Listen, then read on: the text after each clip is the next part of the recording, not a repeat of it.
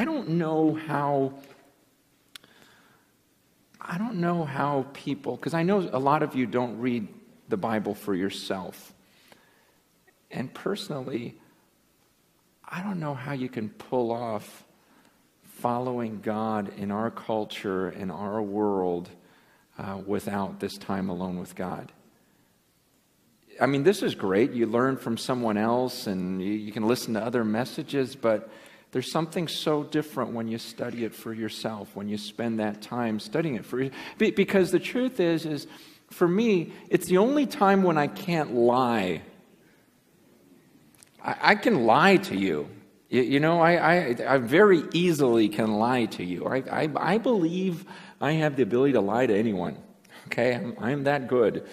Great quality to have in your pastor. I can. It's really not that hard to deceive someone. I can pretend that I'm humble. I know the way to say it and the looks on my face and just the right words to make you think that I'm humble or to think that I'm close to God or to think whatever you want to think about. I mean, we get pretty good at communication. Most of us are pretty good at communicating who we want other people to think we are.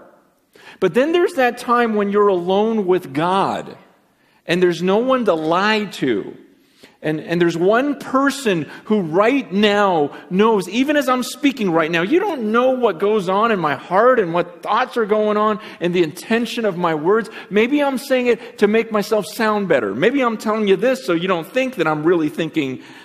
You know what I mean? There's all of that going on. You don't know. But then I'm alone with God's Word. Then I'm alone and I'm studying the book for myself. And here's God telling me I've got to do something. And here's the God that I can't. He knows not only my words, but the intention, the heart. He knows when I'm trying to sound good, even in my prayers.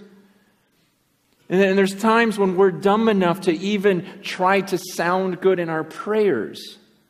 And try to make it sound like we really love Him and want to be with Him when He knows our heart and He's seen us all week and saw how we long for all the other things in the world and He's just an afterthought.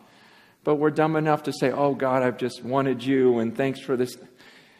You know, it's the one time when you have to be real. I was asked just yesterday, someone came up to me and said, hey, you know, with all the success and stuff, how do you keep from being just super arrogant? I mean, you're just kind of arrogant. How do you keep from being like just majorly arrogant?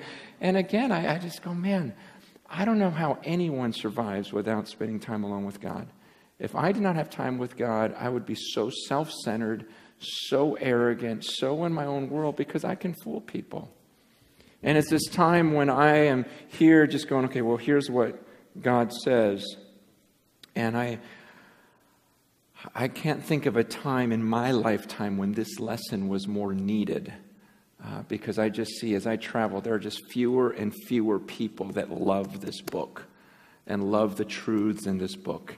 And people instead are looking for new ideas, new thoughts, and they'd rather listen to opinions of other people rather than really looking at this book that's been around for thousands of years.